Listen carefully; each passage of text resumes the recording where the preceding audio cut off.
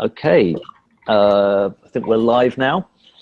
My name's Benjamin J. Butler, founder of the Emerging Future Institute, and I'm joined by Emanuel Pastreich, who is professor at the College of International Studies, Kyunghee University in Korea. No, it's not a, I'm not joined by a cat. Unfortunately, Emmanuel's camera doesn't seem to be functioning today, so you'll just have to put up with my my face today. My apologies. No worries. That was your daughter that added that photo, is that right? Yes, Emmanuel? Great. Well, thank you for joining us. Thank you. It's the first time that you're joining any of our webinars. You are a member of the Emerging Future Institute team, and you're part of our boutique forecasting team, the Emerging Future Forecasting. But it'd be great if you could say something about your background. Your journey to Korea. You've lived in a few different countries, worked in Washington, and studied and taught at some of the best schools in the world. So it'd be great if the listeners could get some kind of understanding of your background. Okay, well, I started as an academic, although I'm doing a lot more than that. From the beginning, I was very devoted to the idea that one had to understand China, Japan, and Korea, and have a high proficiency in these three languages. So I publish in the three languages, and I try and read and give talks in the three languages frequently. And I find the interplay between them, of course, adding the US, to be essential to understanding some of the emerging challenges and opportunities in the world. Specifically, I was at the University of Illinois. Of course, I was at Harvard. I did a PhD. I had an MA from University of Tokyo, and I did all my dissertation, my master's thesis, and all my work in Japanese. So I have a pretty high proficiency in that language as well. The real shift was when I was at the University of Illinois. I started working on distance learning issues, and that got me very interested in what the potential of the internet was. I was then at George Washington University. I started working with the Korean embassy on various projects, and with Japanese embassy actually as well. And then I came to Korea almost 10 years ago. Worked originally as advisor to the governor of Cheongnam, Lee Wang-gu, who went on to be prime minister. And then I did a lot of work for science institutions, research institutes, biotechnology, material sciences, etc. And I tried to help them with their international exchanges with other countries. I moved to Kyunghee University 5 years ago. Also, we founded the Asia Institute, which has been here for 9 years. It's an institute that talks a lot about this intersection between rapid technological change, the impact on the environment or environmental issues, and then the changing nature of international exchanges, international relations, and financial, of course, and media relations. More recently, Asia Institute, of course, has worked with Emerging Future Institute on several projects. And my work, I give talks for major Korean companies, whether it's Bank of Korea or Samsung, Hyundai Motors. I also write for Chunang. I've written for Chosun Ilbo, and now I write for Chunang Ilbo, which is the sort of the #1 Korean language newspaper, but also for Chunang Daily, and then of course Huffington Post and other places. I have, of course, my field is not technology to start with, but I have a great interest in it, and I've written quite a lot about how it is impacting our society. I have an article out from Globalisation on the Constitution of Information, how we could put together a sort of global constitution about the nature of information to deal with some of the various problems that we're having today. So it's a great opportunity to talk to everybody today, and I'm happy to engage in conversation at any level. Great. Well, thank you. Thank you again for joining us. Seems like we've potentially entered a new world. Trump was went through the inauguration overnight, I guess, for us. I'm in South Korea myself today, but I travel a lot, as the readers know.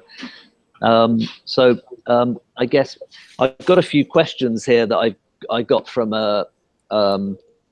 clients, and just thought I'd put them together.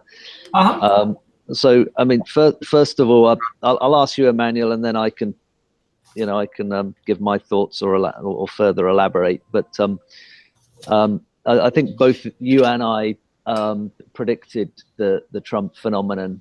So the first question is how did you predict Trump? And the follow-up question will be more about why he won. Right. Well, it was. I thought there was a high likelihood, granted the dismal performance of Hillary Clinton, as I think her political skills were very lacking, made a lot of serious strategic mistakes. And of course, there was unending bad news about her, which I think she was unable to turn it around. And in fact, many commentators from the beginning had anticipated if she didn't, that she was just dropping. You don't see, she started out very high, but you didn't see any examples of her going up. She just slowly went down. In the last month, we had sort of a big push in the media to say, Clinton was sort of inevitable in the United States. But I just felt, granted the degree of fragmentation within American society and the general distrust of mainstream media, that there was serious doubt. And finally, there was a move in the Trump people in the very last week and a half to sort of embrace WikiLeaks and take a sort of crypto anti-establishment spin, and that combined with concern, I think real concern on the part of many Americans that the Clinton administration was going to start some sort of military conflict with Russia, that would be enough to push him over the top. But I was amazed in Korea at how few people, when I talked to them about this and wrote about it, were even considering this possibility. I had friends, Koreans, who went to the United States to meet the Clinton campaign, and just were all assuming that this was a new administration, and there was really no preparation at all for a possible Trump presidency. Yeah. Well, I guess the educated Koreans were reading predominantly the American mainstream press, which again, the polls indicated most of the time that Clinton was going to win. Sorry, go ahead. No, I was just going to say, if you read media carefully and diversely, which I highly recommend, on all sides of the spectrum, you saw little sort of tricks in the mainstream media that indicated that they were not so confident of their projections. And New York Times started using this expression that Clinton had a 93% probability of being elected president, which is a term I had never seen before. Normally, you would say, she's 53% or 58% of people are going to vote for her, but they tried to make it sort of overly powerful by saying she had 93% chance of being elected. And so it to me indicated a certain weakness if you felt that you had this need to sort of do that. But it does also indicate the election a very serious fragmentation within American society, in American media, that people really are saying very different things and understanding the world in a very different way, and that this is going to require us to take a far more sophisticated approach to understanding that the changes within the United States. We can no longer, there's no longer, one-stop shopping at New York Times. We're going to have to be much more diverse, and we also have to build up a certain expertise in being able to judge, assess, calibrate for certain distortions in information from different sources. Absolutely. I mean, one Emerging Future Institute was, a holistic several years ago that was across the world, but particularly in societies like the US and the UK. There was economics behind, right? Failed policies in economics. You could point to the GFC as a sort of a further inflection point. Our banks were bailed out by government, increased government debt, and then the inequity surrounding, why did the bankers get bailed out? What I guess worse than that was the impact of central banks' policy was that money flowed into financial assets and didn't flow so much into investment of real factories and to employ workers. And of course, this was done with the backdrop of 10, 20 years of globalization, where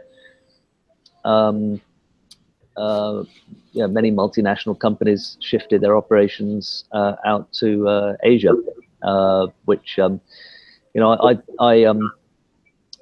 sometimes point to the interview between Charlie Rose and Sir James Goldsmith as somewhat prophetic back in I think it was 1993, 94, and he was he was a successful entrepreneur, very wealthy man. I'm not sure whether he was a billionaire or not. Right. So it was kind of interesting, ironic, paradoxical that he'd be the one to be against the form of globalization that we got. But he was saying back in '94 that if big companies, if they enter markets like China and they want to sell to the Chinese, then wonderful, build factories in China. But he said that if companies merely move operations offshore in order to drastically cut labor costs and then re-import back into the States, then the scale at which it could be done, given the the hundreds of millions of workers in Asia that could work at very low wage costs, that the social implications in the West would be phenomenal. If you listen to the talk, I thought it was rather prophetic. I mean, I'm not saying I'm against all forms of globalization, but it's definitely food for thought.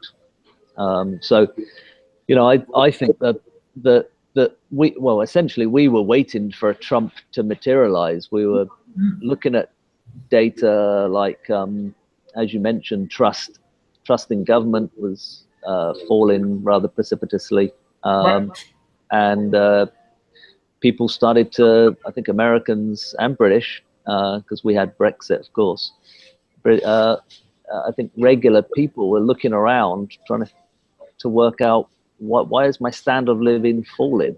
I'm told that the economy is okay, but why is my standard of living falling? And I think that's where the distrust in media kicked in, because they felt that they weren't getting the real story. Well, I think in the case of the Trump election, to some degree, it's an interference pattern. You have, on the one hand, a very loyal following of Trump in certain groups in rural America and certain demographic groups, including religious groups, oddly enough. In fact, in spite of the fact that he's not particularly religious. And those people are loyal to Trump and what they see as his values. And they're not, I mean, they're not a majority by any means, but they're not insignificant. And then there's another whole group who are just to sort of, let's, throw them all out type of politics. And those people voted for Trump, not because they like Trump per se, but just because he was an outsider. And he is an outsider. Some people sometimes conflate this. They think that because he has a lot of very wealthy people in his administration and in his cabinet, that this means that he's an insider. But in fact, within the sort of circles in which policy is made in Washington, CSIS or Brookings, whatever, none of those people are welcome, right? I mean, they may have money, they may have their own networks, but they've been totally on the outside in terms of the standard policy making process. And I think people in Washington, D.C. are scrambling, all these bureaucrats and wonks and, talking heads at Brookings, because they're afraid that this new administration will find them irrelevant, right? That they will no longer have the access that they've had previously. And it is, I think, still to some degree up in the air exactly what the process is by which the Trump administration will get its ideas for new policy. Yeah, no, absolutely. I guess one thing, just to finish my train of thought about why we thought ultimately Trump would win, was we started looking at other data sources, some of which are proprietary, but some were as simple as social media data. I mean, I'd look on a YouTube video where Trump was speaking at a rally, and there were 10 times as many people watching it as a Clinton video. Yeah. And one saw this all across the spectrum of social media. What we call in analysis the reality of appearances.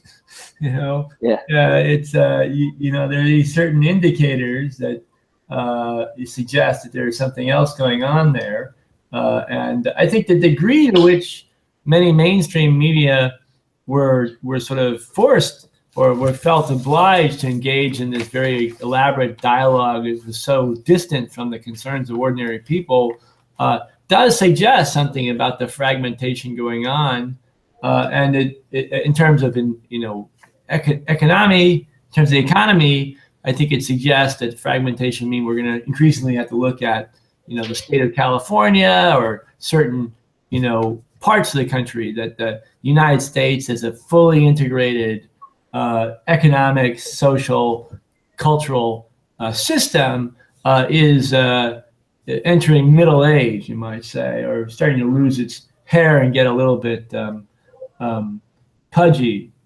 Yeah. No, well, I want to touch on that a little bit later. That's kind of one of the, I guess, ramifications of all of this. But just sticking with Trump a little bit longer. Yes. What do you think? So we've touched on the backdrop, which I think is, economics. One could say, my read is also that many Americans were kind of fed up with the overbearing states, let's say, political correctness. I think that's possibly another. That was definitely an appeal. Yeah, and we saw that in the presidential debates. His decision in the Republican debates to defend Planned Parenthood, and when he did that, it was quite striking because it is so insane politically for someone in the Republican Party to make that sort of a statement in public on TV that the other candidates were just, I think they're blown away. They didn't know how to respond. It was so, it was as if you went to like the, Communist Party and said we should, have a stock market and privatize everything. It was just so far off of what people expected, and that was his strength, right? That ability to deliver something which was unanticipated, And I think his skill, or his wisdom, you might even say, is that he was able to detect these sort of tectonic shifts faster than other people, and had the bravery to invest considerable amount of money, well, not money himself, but his status, his risk himself, his public persona, his public image, to follow up with sort of like hitting hard on these points. And he was right. I mean, he had essentially grasped that the politics in the United States as of 2016 is fundamentally different to what has been conducted for the last 30, 40 years, maybe longer, maybe back since the 1930s. Yeah, no, it's when I interact with people, I try and distinguish between Trump the man and Trump the phenomenon. Right, that's an important point. Yeah, and so you know, I think there are a lot of Americans out there that voted for Trump who were not necessarily so enamored by Trump the man.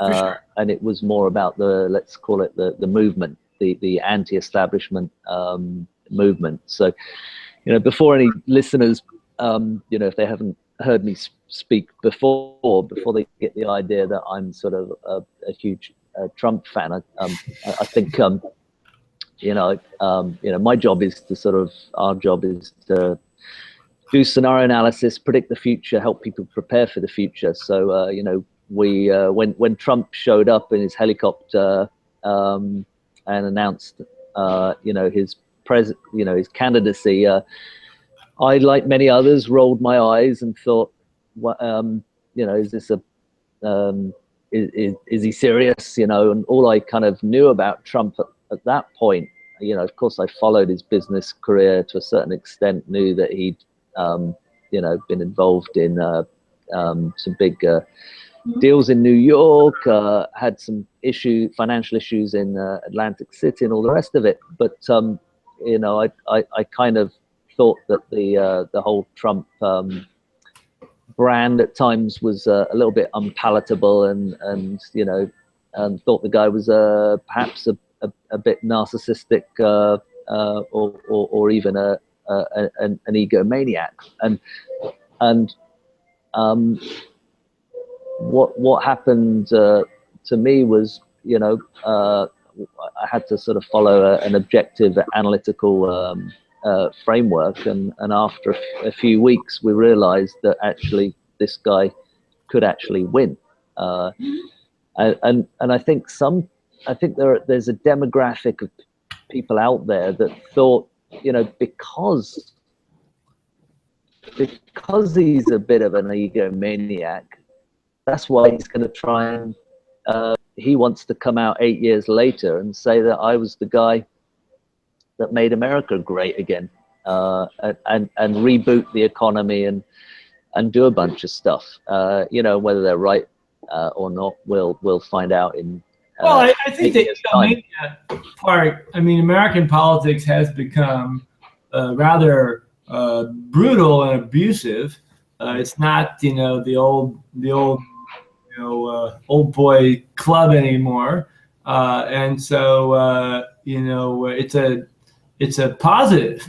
I mean, if you can take, you know, unending abuse for months and months on your personal life and your everything else about you, and have all your dirty laundry up on the networks, and it doesn't bother you because you're so sure of yourself for whatever reason, this is a positive in this sort of an environment. So I think this really is not about Trump at all. It's a way in which, and I think it's more related actually to technology. We have to look at how this election is a result of technology, both in terms of how technological change, exponential technological change, has facilitated trade, change the nature of financial exchanges, but also media exchanges, rise of social networks as a way of determining, public opinion, and a little bit of the echo chamber aspect in which Trump was able to find sort of new approaches, and essentially came at this, I mean, strangely or oddly in a way, what the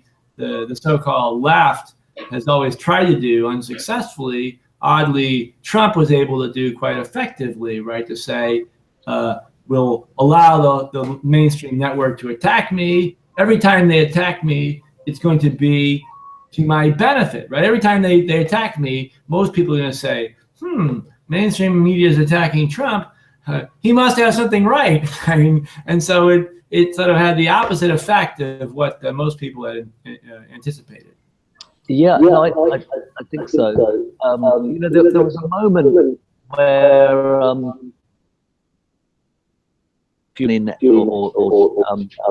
no, they put out some very kind of embarrassing effigy of Trump in New York. I think it was Times Square or something, and the media were focused on this kind of naked Trump. And I at the time I realized, you know, that there's a lot of Americans that considered that those kind of attacks on Trump as an attack against them.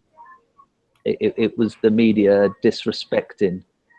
I think the theme of the campaign, you know, the whole the deplorables thing. In the end, serious mistake. I think I would put that on my list of the top 10. Yeah, and when Clinton used the word deplorables, I think that many Trump supporters actually embraced it. Right, exactly. That's true. So much so that the was it 2 nights or 1 night before the inauguration, there was the deplorable party, the part you know, a big party of Trump supporters in Washington. But what I was going to say is actually going back to your comment where you said, in a way, that the outsider that came in had to have thick skin. Right. I even had this thought that if you know, it could have been someone like Ron Paul, who shared, you know, he would, you know, he would very clearly say that he's very different from Trump, but they do share certain ideas about deregulation, low taxes, and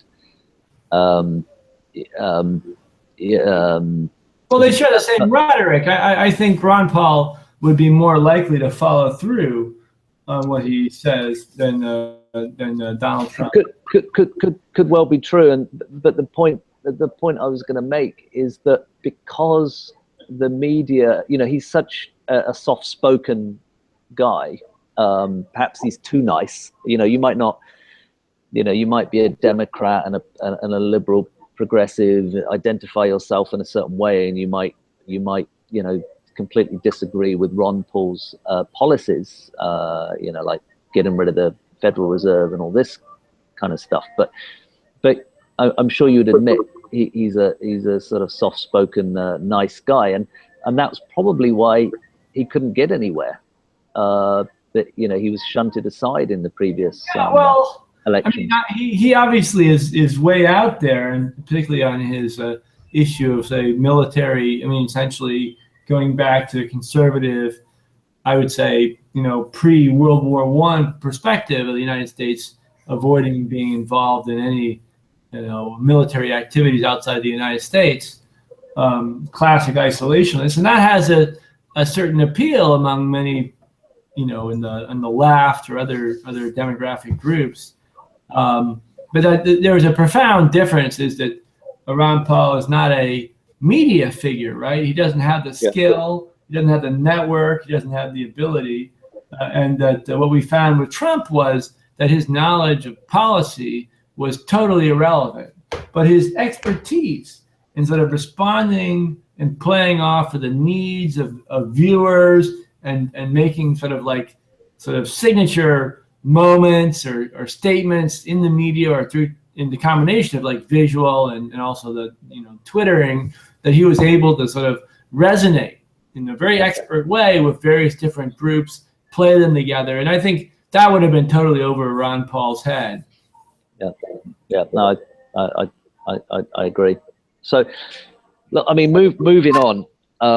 So, what do you think the economic impact of Trump will be? Right. Well, we're going to find out soon. So there are, of course, fiscal policy. I could say something about it, but I think maybe you're the more expertise. Trade is, I think, the biggest, big topic that certainly in Asia that everybody's thinking about. So sorry, I kind of jumped the gun. What do you think about the team? The team. Oh, well. Yeah. Let's talk about that first. Well, we have an unusual group together, and they don't always agree. In the question of, say, for example, the Secretary of State, Rex Tillerson, he was already the disagreeing nominee. Some have been confirmed, some have not. But like with Michael Flynn and then James Mattis, the Secretary of Defense. Flynn is the National Security Advisor. They're already disagreeing on the question of Russia and China, like what to do with the U.S. I guess security relations. What sort of threats were posed. But I think the trade issue. I mean the center figure, as we've discussed before, Peter Navarro, author of Death by China, and in this sort of overwhelming effort to sort of show how the Chinese economic relationship with China has had a negative impact.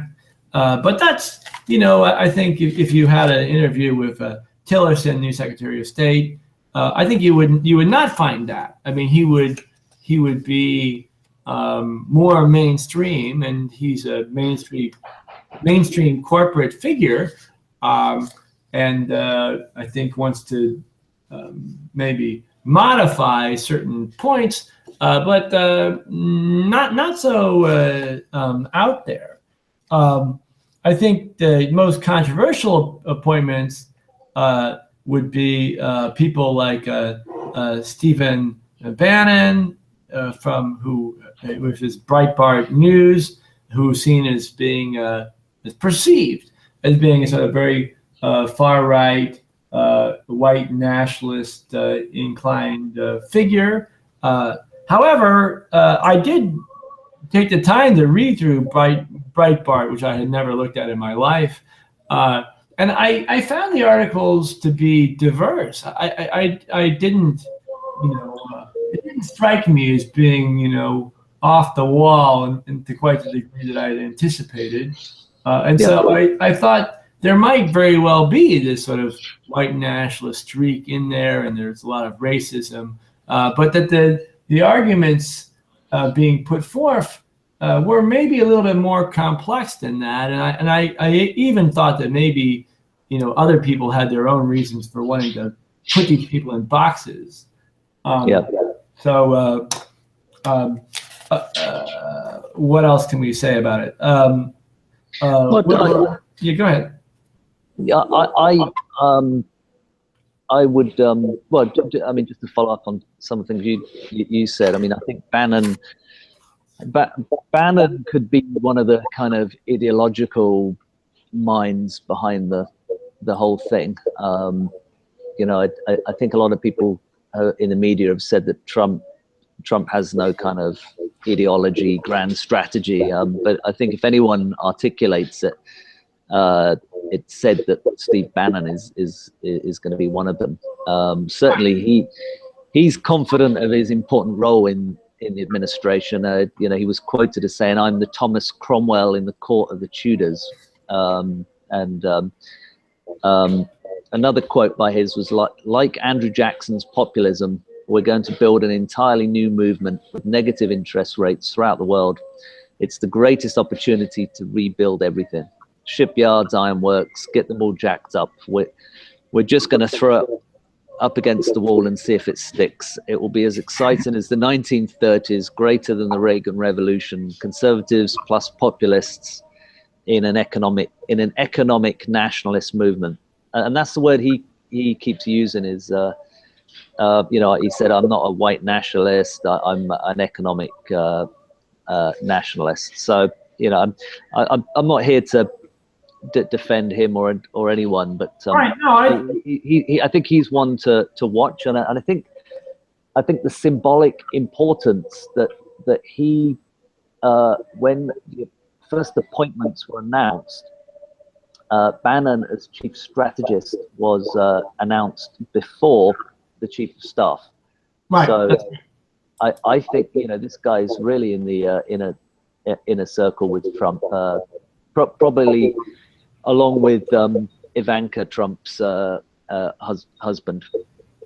All right, well, I think, again, that Trump, or maybe it was Bannon originally, were able to grasp quickly certain fundamental shifts taking place in the United States and in the world, and they did it faster than anybody else. And they had, I think, the bravery, for better or worse, to embrace it and throw everything into it. And that this idea of economic nationalism, this questioning of the sort of global GATT, WTO trade, policies was a winner. I mean, basically, both Republicans and Democrats for the last 30, 35, 40 years have had really no difference on trade policy. I mean, they with minor issues, but I mean, basically accepted this global trade system, and they anticipated, I think, probably by their interactions with people at the grassroots level, that this was something which had real traction, right? That they could build on, and that there was a fundamental shift going on. And I think that this is a big issue that we need to consider, is that the nature of trade and trade policy is shifting. I think the fundamental point we can see from what Trump has done so far, and I think we can anticipate this, is that first, trade policy, for example, the sanctions, economic sanctions against Russia or other countries, and then trade policy is becoming mixed, right? You cannot really be sure with Trump which is which, and we see the United States used to be. I mean, the argument we made for the last 30, 40 years is there's a global trade system, the GATT, WTO. It's based upon certain principles, universal values, free markets, democratic institutions, and everyone in the world should accept this because it's consistent, it doesn't have exceptions, and it brings sort of a universal standards to the world. And I think the Trump administration is not saying that at all. They're saying that the president of the United States, or in economic nationalism that Bannon articulates, is that the president is to defend the United States economy for Americans, Americans first, and he can use anything in his toolbox to make that happen. Pressure people to take various different steps,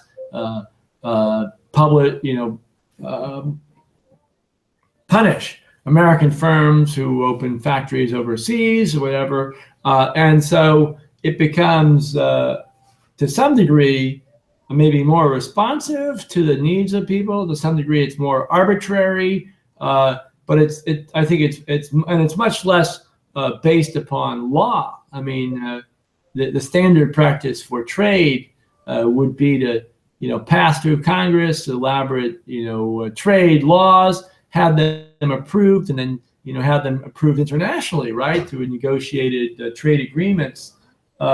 Trump doesn't seem to have much interest in trade, and he's not saying we have to. I mean, he says we renegotiate, but he's assuming that he can take action without having to renegotiate trade agreements, right? He can just from day one say to some other country, we're not going to buy this, or we're going to put tariffs on that. He doesn't seem to feel any obligation to say, oh, we're going to spend the next 3 years working with Congress to put together some omnibus bill with a whole bunch of trade ramifications. He feels from day one, he can start making, policy and taking actions. Yep. Yeah. Well, it's a. Let's talk about the trade stuff when we get onto the foreign policy. Oh yeah, sorry, I didn't mean to leap ahead. Yeah, no, you're too smart as always, Emanuel. My brain's still back with the Trump team. No, I was just going to say, there's some key, obviously, a whole bunch of key figures to look out for in the team. Jared Kushner, Trump's son-in-law. You mentioned Peter Navarro. Right.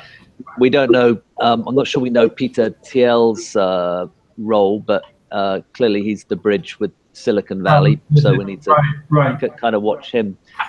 But I guess there's this characterization that the team is a bunch of billionaires and generals, right?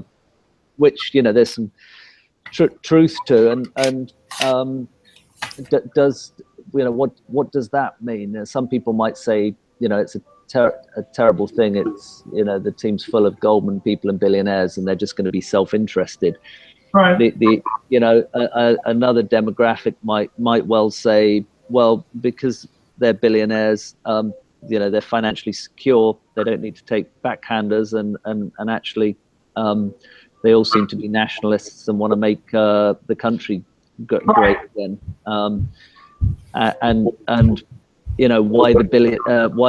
Why so many generals? Well, he clearly, the ones he's picked from Mattis to particularly General Flynn have all been talking about radical Islam and ISIS. So they clearly want to eradicate ISIS, and so that maybe that's one of the reasons for so many generals. But generals, as you know, are exceptionally talented leaders. Can be. Yeah, no, I agree. I mean, there are certainly parts of this cabinet which I would be concerned about. Personally, I would prefer to have less generals and less billionaires. However, we're looking at it. We're not really here to make moral judgments. But rather to anticipate what the implications may be, and there may be some unexpected aspects. I think that the main one being that these individuals, because many of them are not really in Washington D.C., there's a policy-making sort of conveyor belt, right, in terms of think tanks and various different input and lobbyists and other groups, and those were very predictable.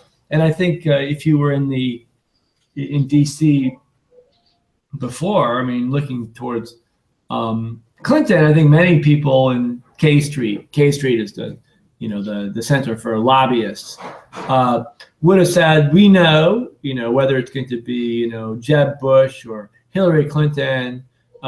We know where to go. We have our connections with all these. We're going to be able to pursue our interests in the way we want, regardless. Yeah. But that in this case, people like Navarro are totally off the map, right? They have no connection with any of these lobbying firms. I wouldn't say they have no connection, but minimal connection with lobbying firms or think tanks or a lot of traditional corporate networks. And so it's mixed. On the one hand, it means they may be a little bit out of touch, may not get the policy input from the best people. On the other hand, it means they may be open to new ideas. Actually, I think they probably are. I don't know exactly how, but they're under a lot of pressure. The Trump administration is somewhat isolated in Washington, D.C., and is probably looking for all sorts of interesting places for input. And it's looking, I mean, if you want to work in government, I mean, there's lots of opportunities. because many people, there's a sort of ideologically so offended by the Trump administration that they don't really want to engage with them. But that obviously would mean opportunities for certain groups as well, or certain. I think it requires a certain degree of, you know, to be sort of brash and unafraid, but that there are certainly considerable possibilities. You know what? One phrase that I thought captured the potentially the spirit of the Trump team and kind of leads into I guess the economic ramifications. But Scaramucci, the hedge fund guy, he said, I think this was in a Financial Times editorial. He said that, or wrote that academics think about the world based on the way things are. Right. Entrepreneurs think about the world based on the way things could be. Right. Economists believe we're in a new normal of secular stagnation. Right. But business people like Mr. Trump understand you can grow yourself out of excessive debt. President-elect is uniquely qualified to make America grow again. and you know, maybe he's, you know, maybe things are so bad that that's not possible. But that's kind of the way of thinking. And I would also point to Wilbur Ross. So yes. Some time ago, I was saying to clients that it's kind of bizarre to say it, but the country, one of the countries in potential is the United States, because, you know, if you measure obviously potential by places that are not fulfilling their, you know, their real capacity, then the US is certainly there. You know, many Americans feel that, you know, growth is stagnated, the debt situation's bad, the medical system trains a lot of the world's doctors, and then they go back, you know, like in Korea, you know, many Koreans go and learn medicine in America, go back to Korea, and Koreans have a healthcare system that's significantly cheaper than in the United States. So I always said that America could be a perfect turnaround situation. You know, if it was a private equity situation, then ordinarily a P firm would come along, see this company in distress, would fire the management, and would look at the real balance sheet. In this case, America has it's got a lot of debt, but there's a fantastic potential with the workforce, the technology, the education, you know, it goes on and on and on. And then, so I was writing this and talking about this to clients, and then, of course, Wilbur Ross shows up, and, you know, he's kind of one of the kings of PE. Not saying that these guys are necessarily going to succeed, but it's that way of thinking that interests me. Right. Well, it's I think you know, in the Clinton, we had Clinton, Bush, Obama, that tradition in terms of who they go to and policy making. There are different factions, but they basically fall under one umbrella, I would say. And you have with this new group, you have a combination of people who are quite knowledgeable about business, with those who are extremely unconventional, some rather concerning in that respect, but certainly outside of the mainstream. And so it adds a certain unpredictability. But I think Trump has already shown this combination. Some things he'll fight for very strongly, other things he's happy to drop. And I think part of his brazen personality is he doesn't have such a, how do you say, there's a certain egotism in certain politicians that they commit themselves to some policy or some position. They've invested so much time in working on it. They wrote a book or whatever. And so they want to stick with it even if it no longer serves a political purpose, right? And it can be their downfall. But I think Trump has nothing of that, right? He's totally happy to drop it tomorrow, the policy or the position, if it doesn't serve his purposes anymore. So that attitude, although maybe it's a little bit offensive to me in a friend, has a certain usefulness in this situation. And sure. Yeah. I mean, go ahead. No, sorry. Please finish. I was going to say, especially in the case of China, right? In case of China, that he's, you know, we saw with the Jack Ma interview, and you know, that he has a complex relationship with China. He's going, you know, full guns on this anti-China trade and security threat. But we can find lots of possibilities in there that he would be open to some sort of a grand bargain as well. Yeah, let's move on to that next. I just want to stick with the economy. Well, I guess I mean it is related, but before we segue into that, I would just say, please. You know, so the day Trump was elected, we saw the markets initially start to come off, and clearly there was a lot of initial concern, but the markets rallied since then. And if you look at all the data, investor data, etc., people's expectations towards the economy have risen. If you look at the consumer sentiment data, it's drastically gone up, and so they seem to be trying to kickstart animal, what are called animal spirits by economists, the sort of psychological aspect to the economy, and that side might actually already be working.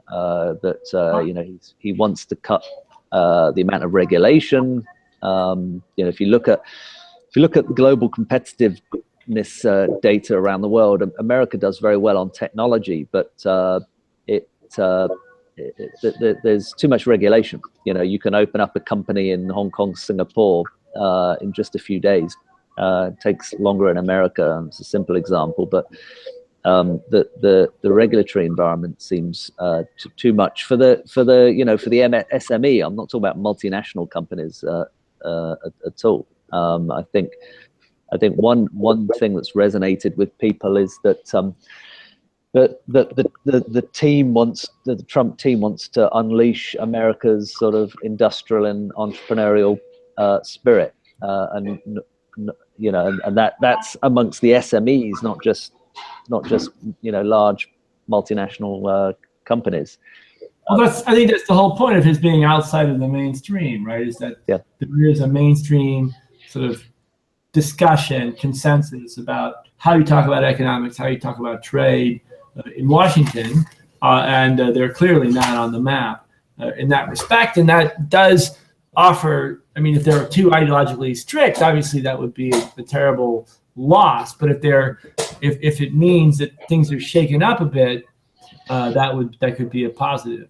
And of course, infrastructure, that's the other thing where I think there's a strategy in the part of the Trump administration to say that maybe an infrastructure project based on sort of Bannonistic economic nationalism would be a part where Democrats and other liberals would buy in, and maybe they can get some sort of a grand bargain going there as well. Well, yeah, I mean, I think if there is going to be a grand bargain, that's one of the, I guess that's one of the areas, because people like, if Clinton had won, people like Krugman would have probably been involved, let's say, in the administration, and these people were big fans of going out and spending a lot of money. But I mean, what I want to say from my side is certainly I'm not trying to paint a completely rosy picture. I'm sort of explaining why people voted for Trump and why markets have gone up and not down. But I see many challenges ahead. Japan has grappled with a post-bubble environment for 2 decades now, and we watched them go through various policy measures from they were playing around with fiscal policy, monetary policy. You know, they've done everything, and I think that the challenge for Trump comes in. Many people would say, great, do a big infrastructure spend. The GDP temporarily might go up, animal spirits might go up, but it will ultimately fade. Right. And that's what we don't know. I think if you speak to the real libertarians, they would say that more intervention ultimately is not going to help. We need proper pricing in the economy, and we've been manipulating in interest rates for so long, and intervening in so many different ways that we don't really have a true capitalist system at the moment. We have a very interventionist system. So I mean, if you think of it from a Trump perspective, I think he would say I mean, for many mainstream politicians in America, they would say, okay, what has the Council of Foreign Relations said about this? What did Brookings say about this? And they have an advisor who's paid to give them, feed them, and they're spending most of their time, trying to raise money or do their political rounds, and they're definitely not going to go off the off the reservation, as it were. And so Trump, it's quite totally different political perspective, right? He's saying, what are the opportunities out here in the sort of macro sense? How could I grab onto some issues that will resonate across the board, will get me sort of some leverage? And he looks at the opportunities to go head to head with people in the mainstream, in the sort of, the corporate policy, policy making decisions system. He sees it as a positive, right? The more he bashes them on the head, the better his overall support is. So it's a fundamentally different approach. I agree with that, but I think on economic policy, like the infrastructure spending aspect, I don't think is so off the reservation. Maybe the magnitude will be, and maybe the way he does.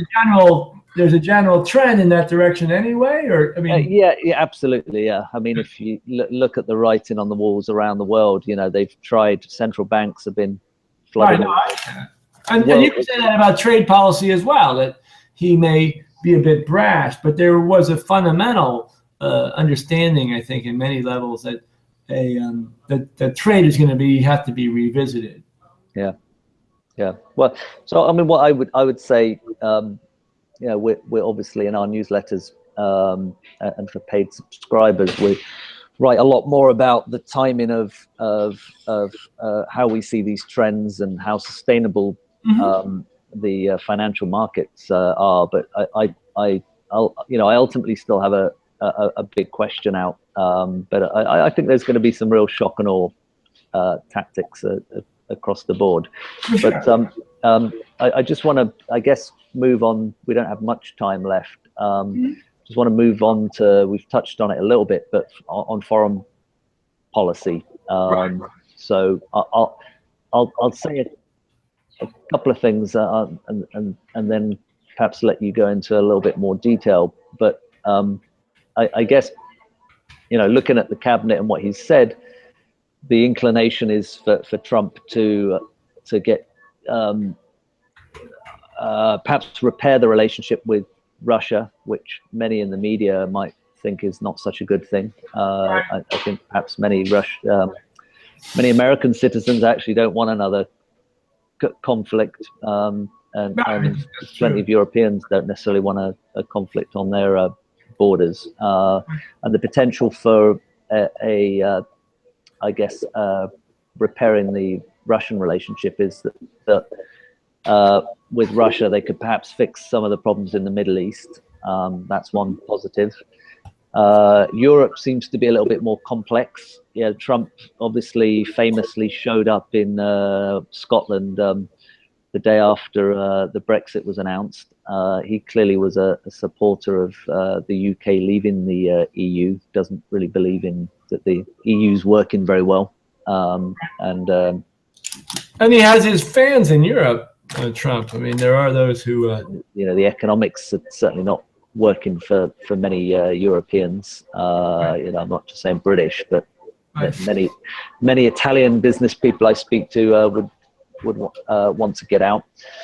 So there's that whole relationship. I think it's set up for a little bit of conflict with Merkel. We can obviously see, and then there's the whole Asia sphere, which is very much your focus, and the big risk obviously is China. I think Abe was one of the first. Japan's Abe was one of the first, or was the first leader to meet Trump as president-elect. I'm hopeful about that relationship being firm. Korea's obviously in an awful mess at the moment with no top-down leadership in government. So there's a big question mark there, and the big bet is on China.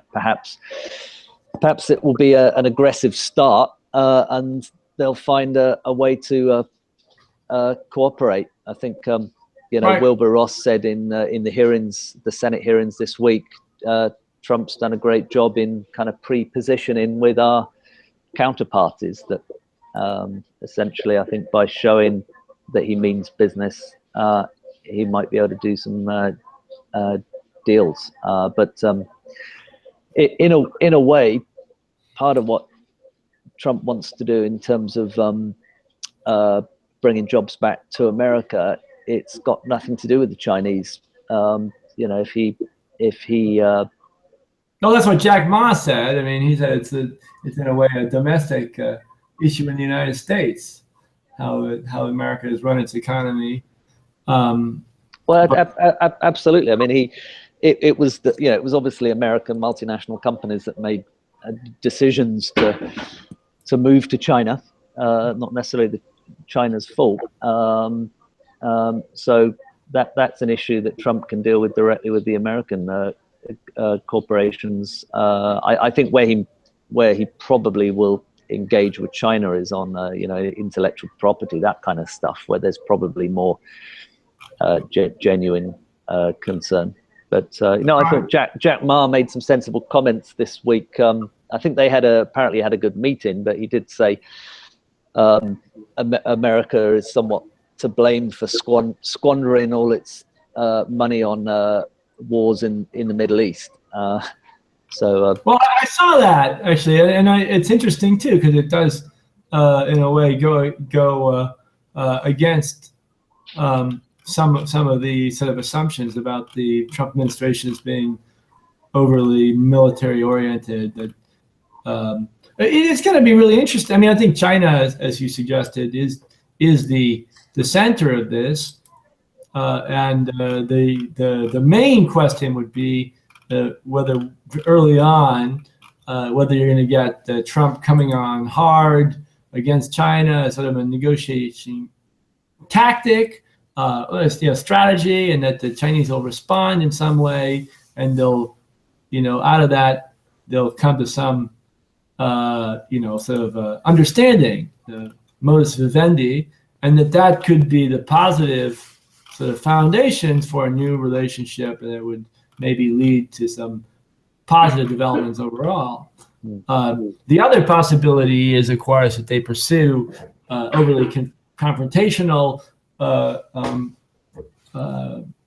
exchanges in South China Sea and on Taiwan, which are the two big issues, and that this would lead the Chinese to sort of vastly increase their size of their military and to take aggressive steps, and the United States would respond, and you'd have like the two militaries facing each other down across Asia, and this would create incredible tensions and an arms race and all sorts of dislocation with the risk of war.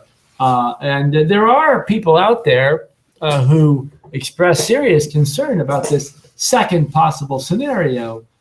So I I wouldn't totally rule it out that it could turn into a sort of a positive cycle in the negative sense.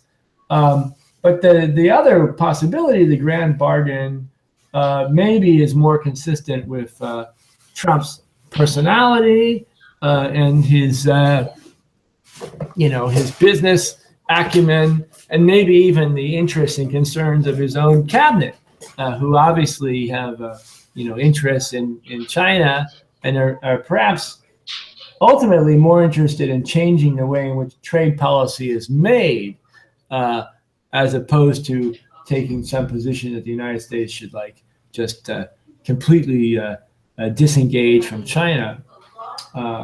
And finally, I think even people who don't particularly like Trump's rhetoric or approach can rationally understand that if we just allow trade policy outsourcing to follow the present trajectory, that a very serious sort of political backlash is guaranteed. So maybe you could say, I'm not saying this is an argument I would make publicly, but you could argue that you're better off with that very, very emotional topic being brought up by somebody who is essentially a globalist businessman and who is willing to fight, I guess, for political purposes for these issues, but who's also open. He's not, inherently hostile to business. Yeah. I mean, I think I've had private conversations with many CEOs who I mean, I remember one conversation very clearly. And don't get me wrong, I'm not anti-China by any stretch of the imagination, but I was on a flight from South Korea to Tokyo, and the CEO of a German company was sitting next to me, and we were chatting, and I said, "Are you out in the region a lot?" And he said, "Yeah, I'm out here a lot. Flying to all the different capitals of Asia." And then I asked about China, and he rolled his eyes and said, "Well, if the truth be told, it's a real struggle with protecting my technology there. And if I had a choice, I would rather do all my business in Korea, South Korea, Japan, and other markets." But he said, my shareholders read the Wall Street Journal, Financial Times, and various other publications, and they see that China's all the hype, and it's the world's biggest market, and all the rest of it. And so I have to have a presence there. Now, don't get me wrong. I'm not saying that's. I'm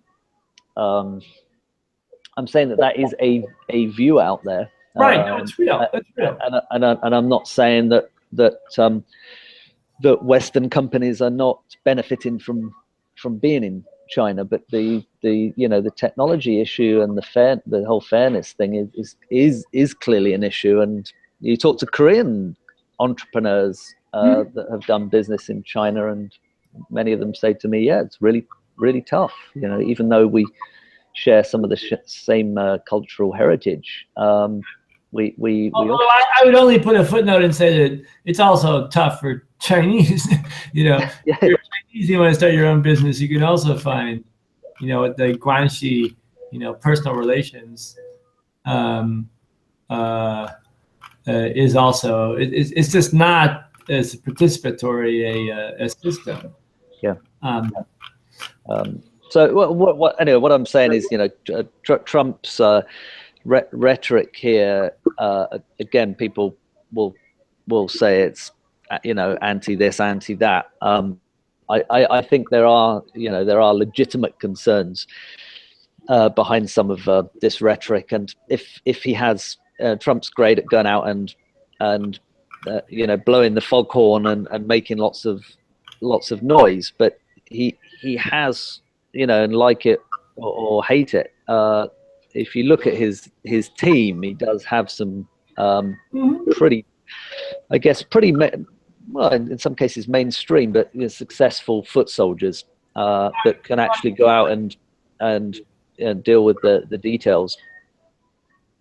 Yeah, well, I think unpredictability is the name of the game here, and I would say if you're actually interacting with the United States in this sort of environment, we're going to have to move away from, as we suggested at the beginning of this conversation, there are certain clear sort of like indicators that people could just rely on, whether it was, Wall Street Journal or New York Times or certain sort of mainstream publications or even government, statistics from the U.S. And I think in this new environment with the U.S. government itself very fragmented, the media highly fragmented, a lot of controversies, that we're going to have to, in our analysis, be much broader in terms of what we look at, and to try and break, I think, the United States down as well, right? To start thinking more about the California economy, right? The West Coast, and a little bit more micro and less macro. I'm sure that certain states in the United States will be pursuing their relations with China, regardless of what Trump says. And I've seen that in Korea. Korea, of course, has had a lot of trouble with China lately because of the THAAD anti-missile deployment issue. But that the local governments are very aggressively trying to establish relations with China, local government, that, if anything, has accelerated. So we're going to have a sort of redistribution of the decision-making process and authority within the United States and places like Korea as well. China is going to be a very complex, even in Japan, the Abe administration has taken a rather hostile view of China, many formal positions, particularly on security issues in the Senkaku Islands. At the same time, there have been numerous conferences of Japanese, Chinese business and technology, many events. I've been to some, and they're going forward with all intensity, and that's true for Russia as well. The United States has taken a very hostile sanctions and other actions against Russia, but Japan, Abe visited for a summit meeting with Putin, and it was not just a summit meeting. There was a whole elaborate series of negotiations on economic relations, investment, trade, and it seemed to be the Japanese took it quite seriously. Yeah, well, you've touched on a whole bunch of threads there. I think certainly I don't want people for a moment interpret my words today as being all upbeat on Trump and the future. I just would humbly suggest that there are positives there, but I think there are immense risks. And you mentioned fragmentation in the US. It's clearly happened already. Well, he's a product of that in a way. I wouldn't say he made it. He's the result. Result of it. In a way, I would say I would disagree though. The same pollsters that told us that Trump was not going to win are now saying he's the most unpopular, president on day one. I'm not so sure about that. I'm not sure I trust the same data. I think the same data that gave you the other prediction. Yeah. Right. Yeah. So I think he has you look at the geographical map of the US, not the not the population centers like New York and California, but if you look at what land he took, it's the flyover, they say, the whole flyover America, middle America. Yeah, he seems to have a reasonable support there, but fragmentation is an issue. We as you said, immediately upon the news of Trump winning, we saw comments from Jerry Brown in California saying that they're going to pursue their own environmental policy. And over in on the East Coast, senior politicians, governors saying that they're going to do their own thing. So fragmentation is an issue. Of course, some people have even spoken about civil war. And if you look at if you look at history, which as a futurist, I regularly do. Media often says that things could never happen, and then it does happen, and they say it's unprecedented and completely unforeseeable. But the lesson of history is that things are cyclical and things happen time and time again. A more serious situation in America could obviously transpire. You only have to look at the division in social media to. Well, this is already, I think, a reality. There are multiple countries that go by the name of the United States, and they don't share. As I was talking the other day, if we compare the United States with Korea, I think in Korea, the left, so-called left, so-called right, they tend often to read each other's media. They read each other's articles and newspapers, and they sort of scavenge broadly. But in the United States, just liberals just can't stand conservative media and vice versa. So there really is very little overlap politically in terms of perspective, and they embrace totally different narratives. If you take like the issue, say Iran, how you view Iran, it's almost unreconcilable, the difference in perspective on what Iran is and what its potential relationship with the United States is.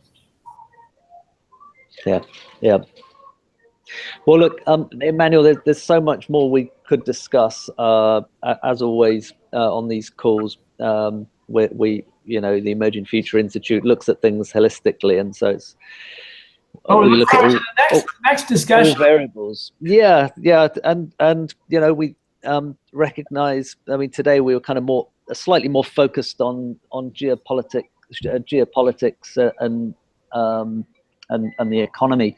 Of course, there are a whole bunch of social issues where friends of mine in California are very concerned about Trump's stance and on the environment. But I think we'll have to table those important discussions for another day.